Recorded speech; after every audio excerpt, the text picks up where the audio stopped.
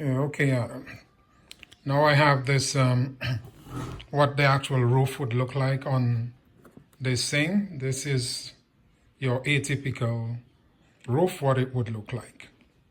So you see it, this generally makes everything simple and easy because all your angles remain the same. Everything is just atypical.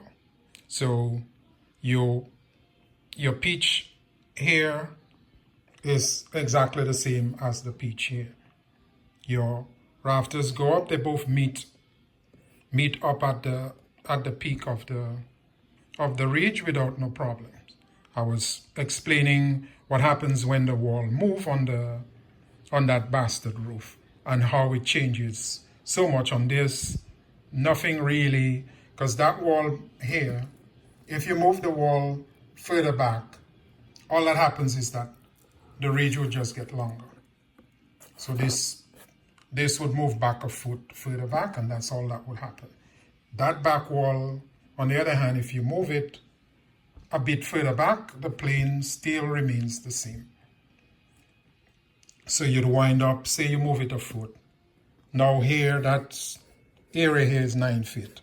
So you would just measure from the corner of the beam, the same 9 feet, and say that would wind up, say over here. So all that would happen is that that plane would just keep going up till it goes back a foot on the horizontal distance, a foot back, but on the diagonal distance on an 812 is 14.42. So the length of the rafter would get to about 14.5 inches longer. On the hip would just keep going, since that last rafter wind up here and goes back to the wall. This would just keep going up till it meets it, because that would rise on the back wall. You'd go up another 8 inches if you move back a foot. So that would just keep going up till it meet that 8 inches back on the wall, and this would keep going till it get to the corner of that last rafter. Then on that diagonal distance, it's 18.76, which is about 18.75 inches longer. And that is all that happens. If you were to change the pitch and make it a 612, then you would calculate 6/8 is 48, so that mark would go down. So your pitch now, instead of on that plane, it would get shallower. So your rafters would get shorter, your hip would get shorter, this would go down a bit. The angle that you caught in the rafter would change from 812 to 612, so it's a shallower angle. Your 45 would remain just the same. But that's pretty much that. So that is pretty straightforward.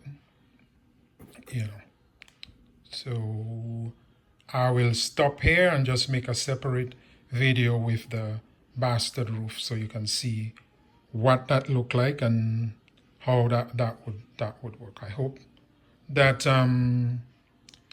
sort of simulation, because most times if I explain that, just explain it verbally, sometimes it's hard to, if you cannot visualize what I'm saying, to actually grasp the whole thing. But I'm hoping that when you see it, it makes it easier to understand and figure it out. I hope I explain clear enough that it makes it easy to understand. Sometimes when you know something, you explain it in a way that other people you may think that they can grasp it as easy as you, but it's not always as easy. So if you have any question, you could always call back and ask. The thing I remember, so probably still do, you work with people and you're explaining something to them. Did you understand? Yeah. You leave, you go, you come back, and they have no clue what you were talking about. And I guess sometimes they a bit too ashamed to just say, well, no, I don't understand. And I will, if I have to draw it, if I have to build this to explain to you, I don't mind, but don't tell me you understand when you don't understand. But Anyway, that is a whole other story by itself. But anyway, I'll deal with the other one in a second.